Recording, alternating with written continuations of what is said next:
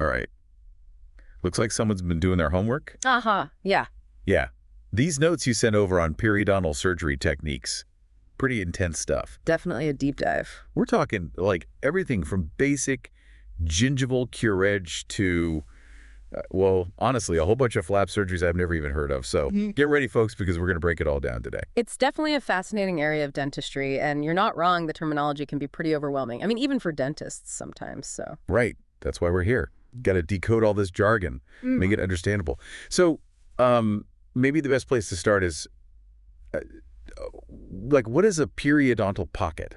Okay, so a periodontal pocket, it's basically the space between your tooth and your gum tissue. Makes sense. Now, in a healthy mouth, this space is very shallow.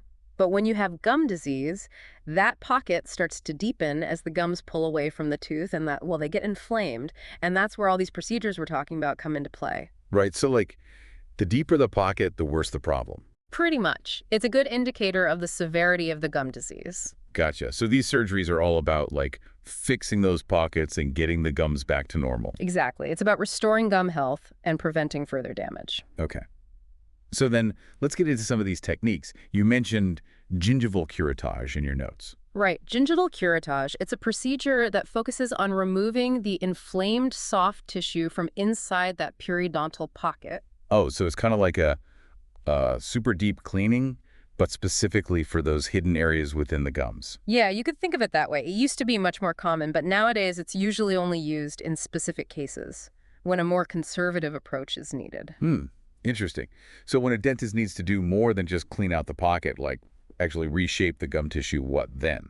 That's where we get into procedures like gingivectomy and gingivoplasty. Okay, and remind me, what's the difference again? So a gingivectomy is all about removing excess or diseased gum tissue, often to reduce the depth of those pockets we were talking about. Right. Gingivoplasty, on the other hand, is more about reshaping the gums, like dot sculpting them almost. Right. So that could be for aesthetic reasons, to create a more pleasing gum line, or to make it easier for the patient to clean their teeth and prevent future problems. Gotcha. So one is removing, the other is reshaping. And I think I saw in your notes that these procedures can use all sorts of different tools, right? What are some of the options? Yeah, there's a whole range. You've got your traditional scalpels and periodontal knives, of course, but then you've also got more advanced techniques using lasers or electrosurgery. Wow, lasers. Seems pretty high-tech for dentistry. Technology's come a long way. Each tool has its own pros and cons, and the choice really depends on the specific procedure, the dentist's preference, the patient's situation. Lots of factors. Makes sense, yeah. Now, one term that really caught my eye was flap surgery. What exactly is going on there? So with flap surgery, the dentist actually lifts up a section of the gum tissue to get direct access to the tooth root and the bone underneath. Whoa, okay. That sounds pretty intense. It is a more involved procedure. It's often done when a deeper cleaning is needed or if there's more extensive work that needs to be done on the bone. Got it. And you mentioned several types of flap procedures in your notes, like Modified Widman, undisplaced, apically displaced. Honestly, they all kind of sound the same to me. What's the difference? Right. Well, each type of flap serves a specific purpose. For example, the Modified Widman Flap, it's primarily focused on getting access to the root surface for cleaning. Okay. But it doesn't actually change the position of the gum line. An apically displaced flap, though, that one is used to actually reduce pocket depth. How does it do that? By repositioning the gum tissue lower down on the tooth. So it's not just about cleaning, it's about actually changing the architecture of the gums. Interesting. And then there are techniques like the Papilla Preservation Flap, which is specifically designed to minimize any impact on the little pointed parts of the gums between the teeth. Ah, so that's for aesthetics, right? Making sure everything looks good afterward. Exactly. There's a lot of focus on aesthetics in dentistry these days, which makes sense, you know. People want healthy gums, but they also want them to look good. Absolutely. Makes total sense. So it's like there's this whole toolbox of different flaps, each one tailored for a specific outcome. Now, once the dentist is done, whether it's a gingivectomy or a flap surgery, how do they make sure everything heals up properly? Sutures. Stitches, basically. Yeah, pretty much. They hold the gum tissue in place and allow it to heal properly. I imagine different procedures need different types of sutures, right? Of course. The type of suture used will depend on the location in the mouth, the size of the incision, the tension needed. Lots of factors. You might use a horizontal mattress suture for closing larger gaps between teeth, for example. Okay. While a sling suture might be better for securing a flap to a tooth, it really just depends on the situation. Wow, so it's not just about sewing things up. There's a whole art to it, huh? Definitely. There's a lot of skill involved in placing sutures correctly to ensure optimal healing. Fascinating. You also mentioned scaling and root planing earlier. What's that about? Oh, right.